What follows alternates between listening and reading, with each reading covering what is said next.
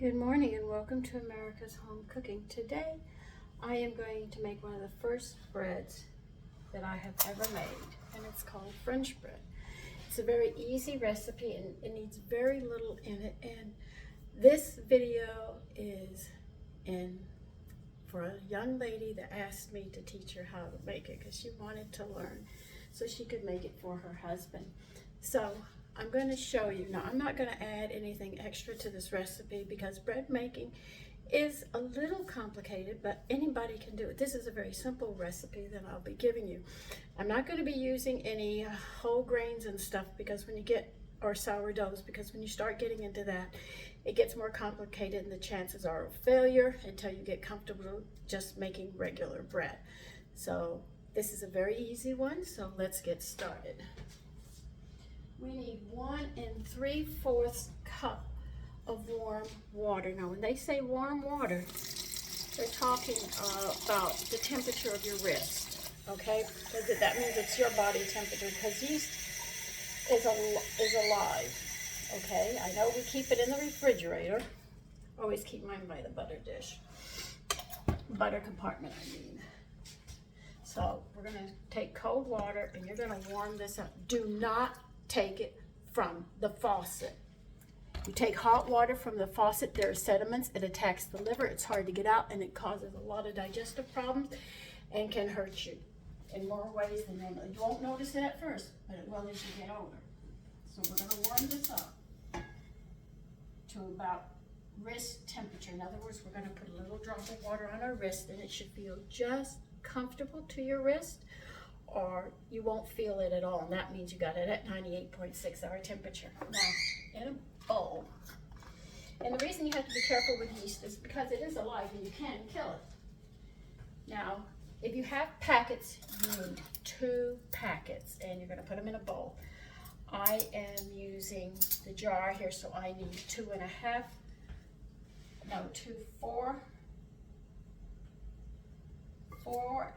teaspoons, which will equal the 2 packets that you have if you're using packets. All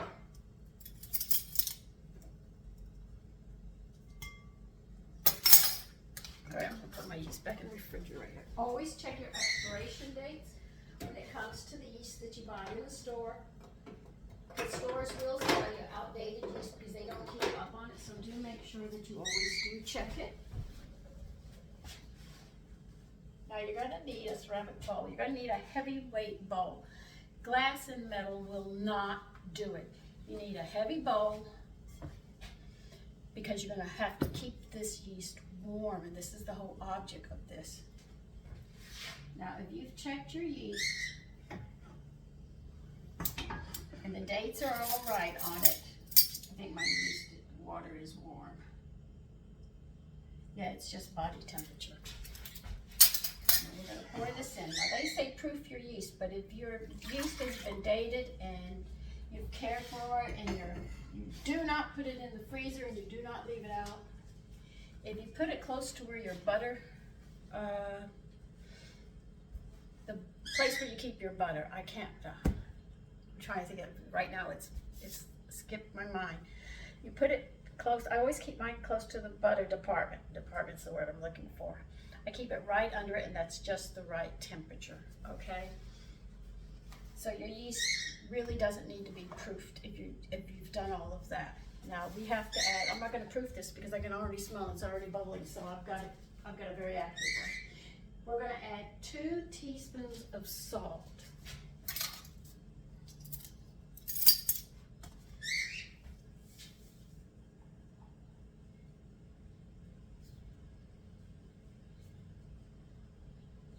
Okay, that's all the salt you're going to need.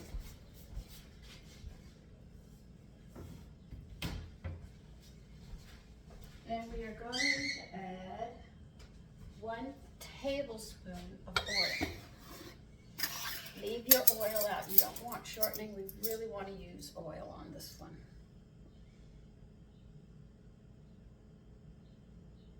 So if you have corn oil, olive oil, or any kind of oil that you're accustomed to, the one oil I would not use is sesame seed. I don't think that would go good with the bread.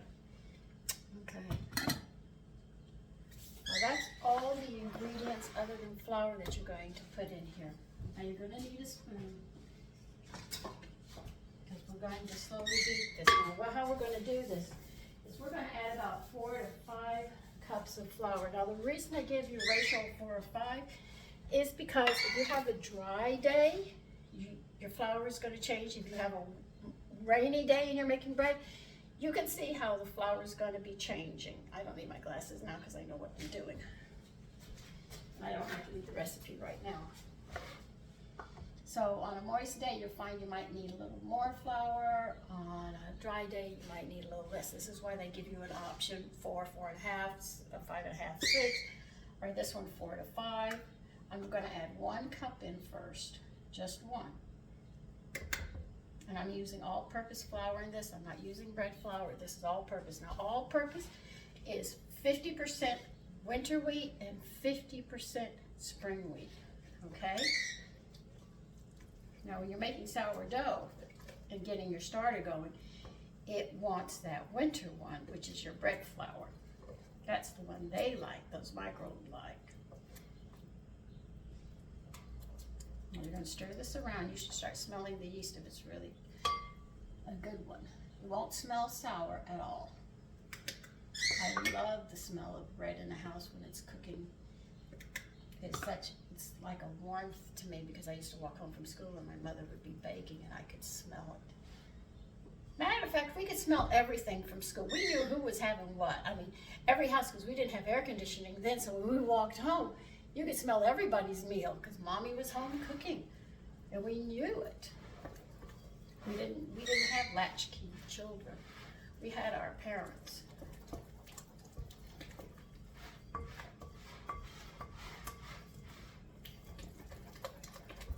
Now you're going to beat this every time we add a cup. I just added my 2nd cup.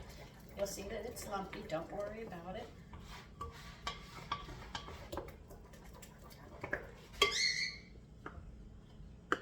Now my all-purpose flour was left out. I leave it in a canister. It never goes into the refrigerator. If you have yours in the refrigerator, you have to wait till it gets room temperature or it's going to take longer to rise. Now we just added another cup.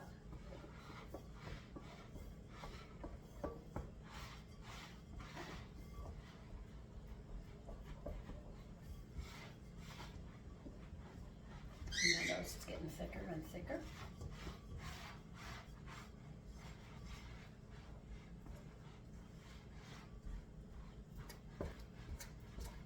See how it's changed?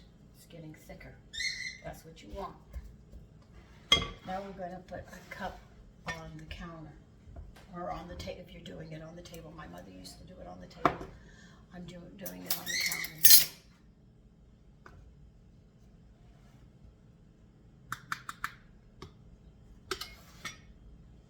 Spread it out some.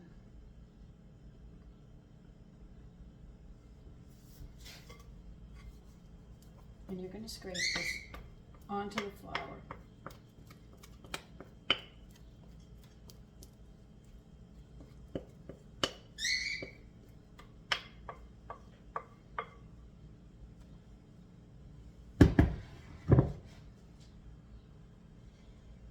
Now you're going to put hot water in this bowl. Believe it or not, you're going to need this bowl again.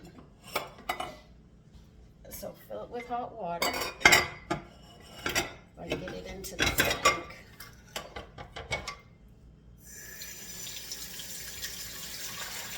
We'll start mixing the flour into the dough. Throw it in.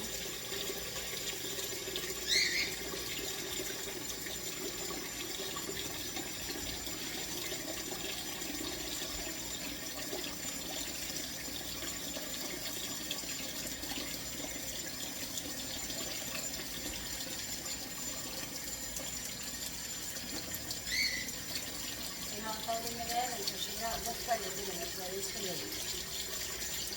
And then you can let the rest of it over there.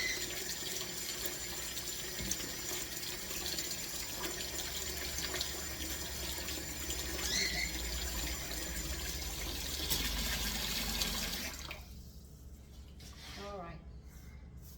Push your flour in. Now what you're going to do is You're going to take on your right side, you're going to fold it into the middle and come down with both your palms. You're going to turn the bread again, the dough, fold it in, press both down. Turn it a quarter, press it down. As the flour goes away, you keep on putting more flour, push back.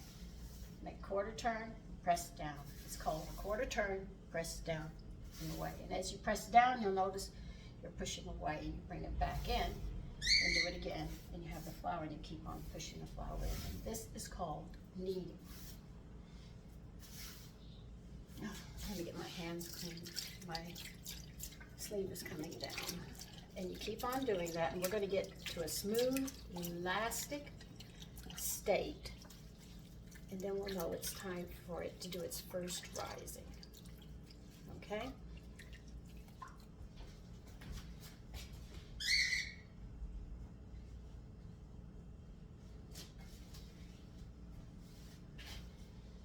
Really pull my sleeves up.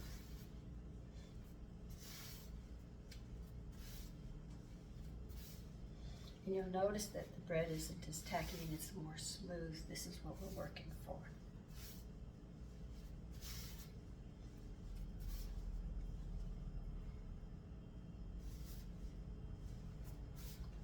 I want you to be proficient in making bread, simple breads, and then I'll graduate you to the more complicated ones, and you will become a master at it.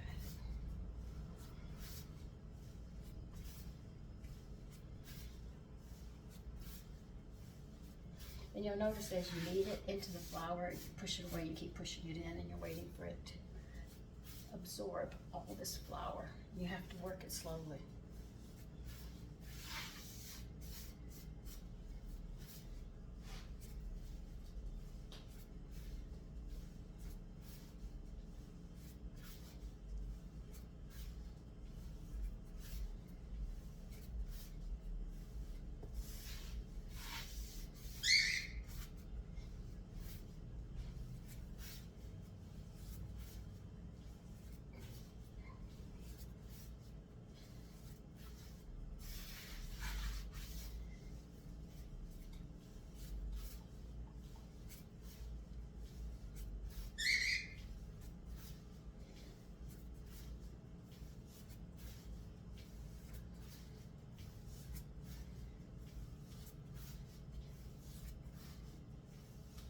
You'll notice as you knead, you have to give more strength to it because it's taking in that flour and it's becoming the texture you're looking for.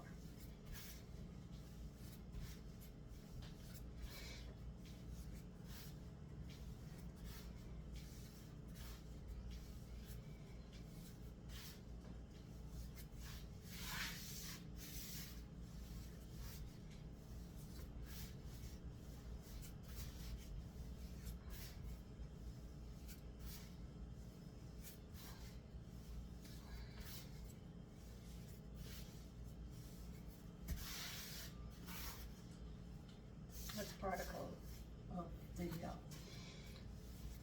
the flour. I still have flour that I'm working in,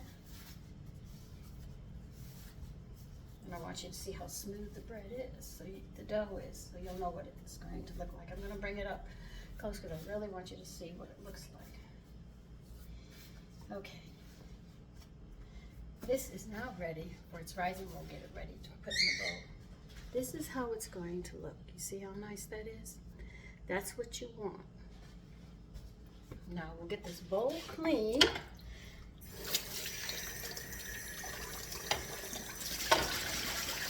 Because you put hot water in it, it should be nice and warm. That's what the yeast wants. This kind of yeast wants. The kind you buy in the store.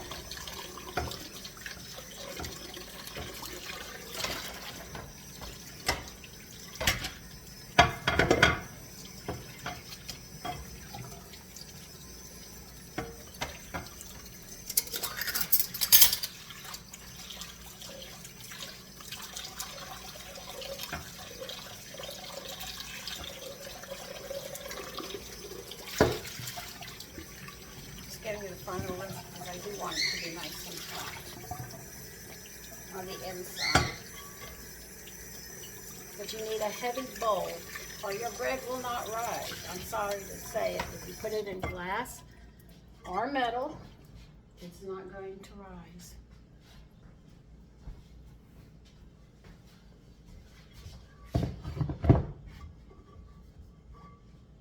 They call these bread bowls most of the time. I knew them as ceramic, glazed ceramic, but anyway. Where did I flip the oil off? All right, now you're gonna put some oil in your bowl. And the reason you're putting oil in the bowl is because you have to grease this bowl. If you don't grease the bowl, the yeast is gonna stick to you, and that you don't want. So you're gonna grease the sides, you grease it all the way up, because sometimes it'll take off and rise all the way to the top.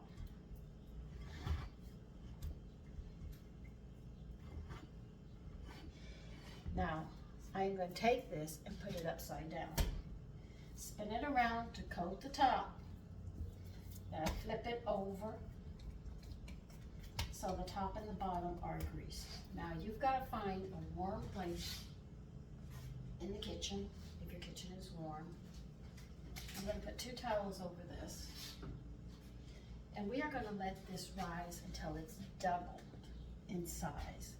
Sometimes it's a little more than double, but not under double, because it won't have sufficient rise when you go to put it in the oven if you don't let it at least get to double. If it's a little over double, fine, but don't let it get so over that it collapses, because then it doesn't work. If the yeast multiplies and multiplies, and then runs out of room of multiplication, because that's what they do. They're multiplying. It drops, and you don't want the bread to drop. And it usually takes, if you have a warm kitchen, if I have a hot kitchen, man, they can do it in 30 minutes.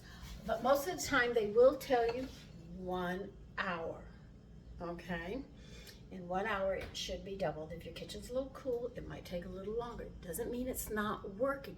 It just means you've got to give it some time, okay? Now, I will be back after that doubles, and we'll move to the next step. Okay, we're going to check the bread now. But what I want you to do before you do that, you have to get a baking pan, a cookie sheet or something. You're going to grease it, and then you're going to sprinkle cornmeal over it, because that's going to keep the bread from burning on the bottom. Because we are going to cook this at high heat.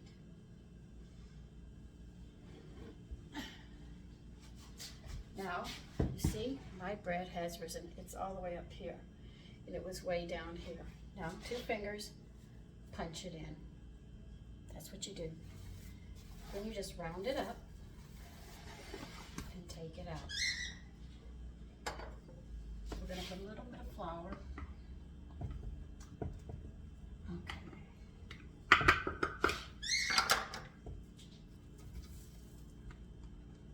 On your counter, you're going to need this just a little bit more, because then we're going to start shaping.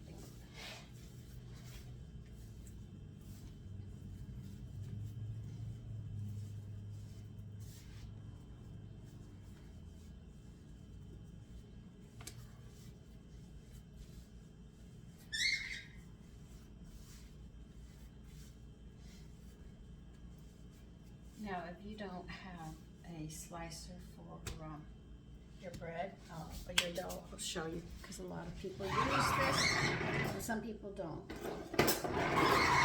You can have metal or wood. And if you don't have any of these, the old-fashioned way is just pinch off what you want, okay? But you usually need these when you're dividing it into more sections and it gets more complicated, okay?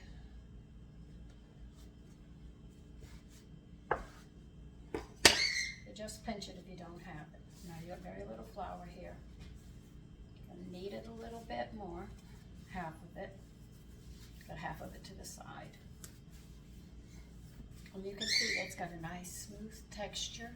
And when you knead it, you can feel bubbles in it as you knead it. That's the yeast. All right, now what you're going to do is you can use a rolling pin or your hand.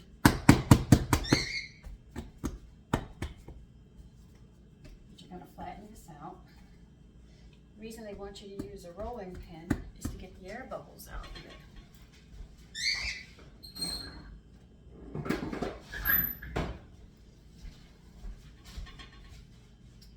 You're going to roll it about 12 inches. Just flatten it out a little, just showing you. Not much. This is about 12. Wait a minute. This is 10. 11 to 12 inches, all right? And I have it about 5 inches, about this wide, 5-6 inches. What you're going to do is roll it up, just like this, because you're going to make a long loaf. Just roll it, roll it, roll it, roll it. Once you roll it, the underside where they meet up, you pinch those seams together. You have to pinch them together or it's going to unroll. And that's not what you want, so you make sure you pinch it really good. Flip it over. Sort of roll it. You pinch up your ends now. Okay? And it's about a little bigger than your rolling pin. I'd say about a foot. Okay? You're going to lay it on the cookie sheet or whatever sheet you're using. I'm saying cookie sheet, I'm sorry. And you're going to do the same thing with this one. There's my sleeves again.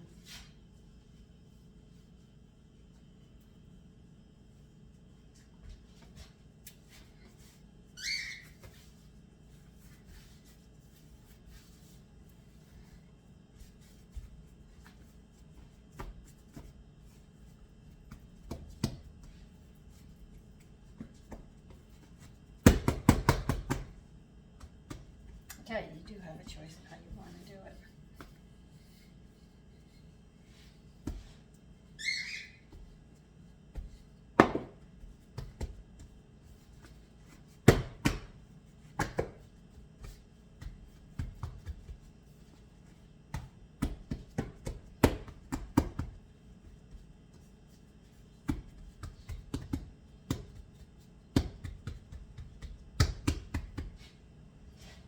Roll it up again, this one, just like we did the other one.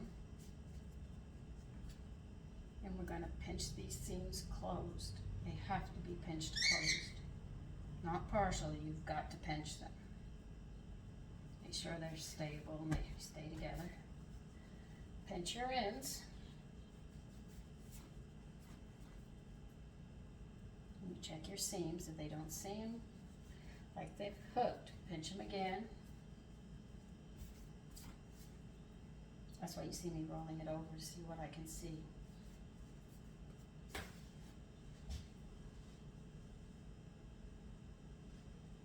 Okay. Now you're going to get a serrated knife. Now a serrated knife is actually a bread knife. It's used for rolls, homemade bread to cut, slices and all. Bread comes usually sliced, but we used to have to use it. We used to have to do it ourselves.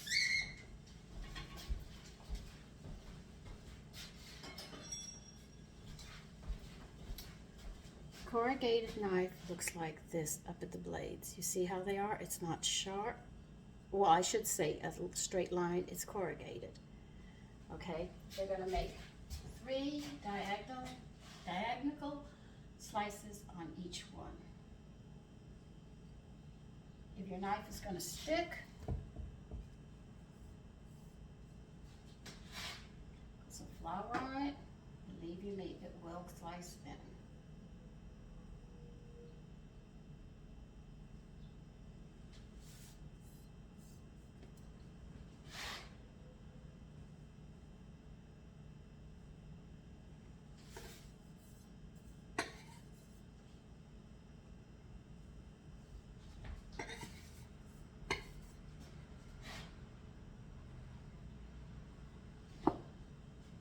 Okay, now we're going to put a towel over this.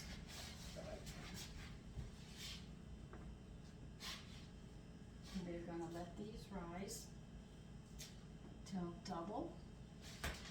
They usually say that takes about 30 minutes, sometimes a little longer, sometimes, like I said, bread is not exact on rising times and certain things. but other things are exacting with them, and that's why I'm showing you on this one. It's one of the easiest spreads to make.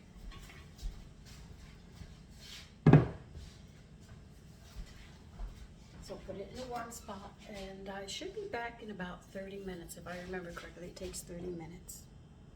Okay, you're gonna get ready to cook them. So set your oven at 400 degrees.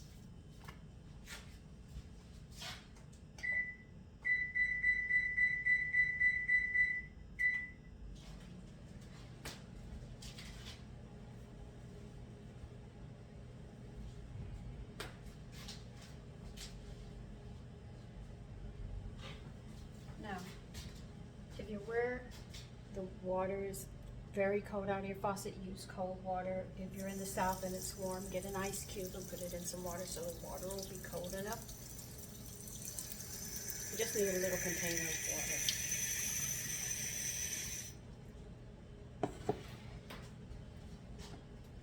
And what you're going to do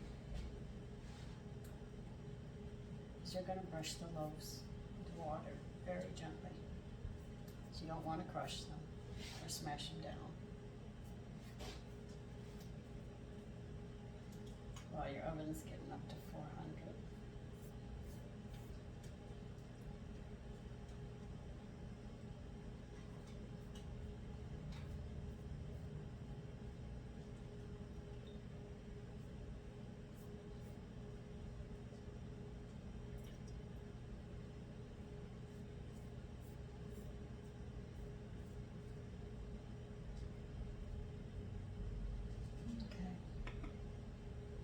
Now we have to wait for the oven to get to 400, and then we will put these in.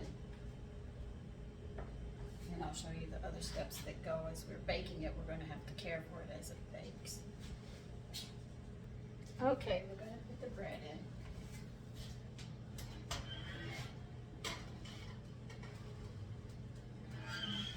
Now you are going to cook this for, I have to check, give me a minute, 15 minutes, and then I'll be back and show you what you have to do next. Okay, it's been 15 minutes. Now what you're going to do is brush them again with water, okay?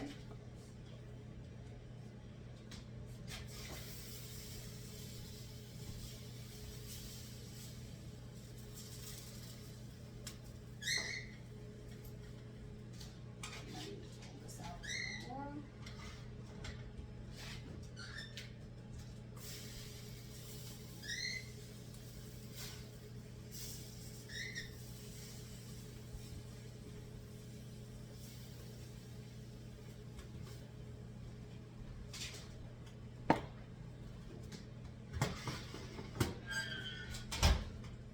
Clock them for another 10 minutes.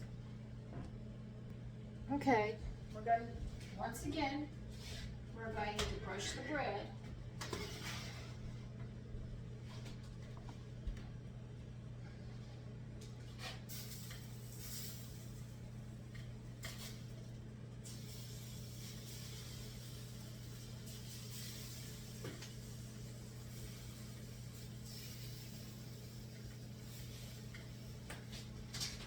We're going to cook it 10 more minutes.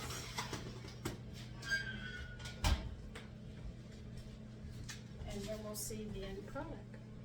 Okay, it's been 10 minutes.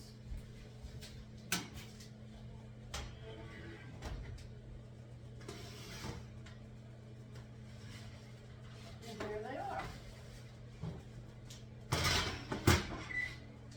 French bread.